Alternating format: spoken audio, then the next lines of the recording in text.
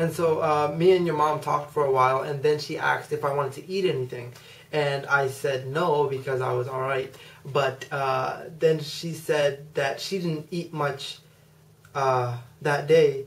And this was like around evening when I went. And so she said that she would eat something if I would eat something. And I felt so terrible that that she was just like withering away. And then there was so little I could do to comfort. And it felt so bad being helpless and whatnot. But I did go there, and I did violate what you said, even though I tried not to dispel any of, or like tell her anything about your whereabouts or whatnot. I did go there in an effort to do, or what I felt like I had to do for your mother, because you guys are like an extended family, and regardless of what you do, I feel like I have an obligation to help those, or try to comfort those that mean something to me. So it's not like I did it to violate what you said, but I did it to do what I would normally do for anyone else that mattered to me. And so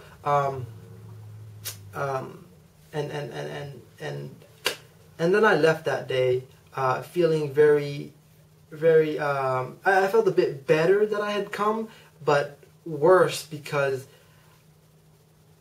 I was leaving, and that your mom would be staying there and worrying and whatnot. And so I was really, I don't know what's the word, but it felt terrible. It felt terrible. Maybe due to the rain as well. It was raining that day. But nevertheless, then like about several months later, like this year, sometime later in this year, your mom called me, and then and she said, did I know that you were married?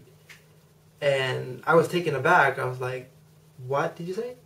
And she's like, you got married. And I don't know which one was more of a shock to me, the first time when you called and said that you were now leaving the house, or this time when she said that you got married.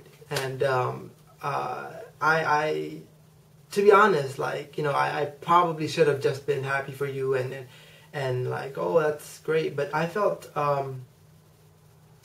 pretty bad, really bad, because I felt like you were gone, like, and it's gonna take me, it was gonna take some effort to explain how you were gone, because it's like your how do I explain this? The you that I knew, the you that I grew up with, the you that actually meant something to me, which I cannot express how much of a something that is, that you actually, that you were someone who actually mattered to me, which is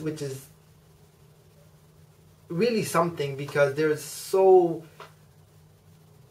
few things in this world that matter to me, and by that I mean, like, I can count them on my fingers, like that kind of thing. And for you to be one of those things, it really meant something to me. And so that you that I know is no longer the you that is you now. So in a way that I felt like when she said that you had changed this much, that the you that I knew no longer existed, I felt really taken aback, because it meant that I would never be able to really see you again, because prior to these massive changes in your life, I felt like even though that you had ran away from home, that you existed somewhere in this world, that someday maybe we would see each other, and it would it could I guess be like old times or something of that nature. and would be like, I guess maybe that was naive of me, so I always had that feeling that you existed somewhere, and after all these changes and all this you developing into something else that is a stranger to me, I felt like the you that I knew no longer existed. So that's how, even though you exist physically, you're not who I knew. And like I said, you're pretty much a stranger to me. And I only say this to you in some respects to the person that I knew, and not so much to you, but to someone I knew, to a friend I knew that looks so much like you.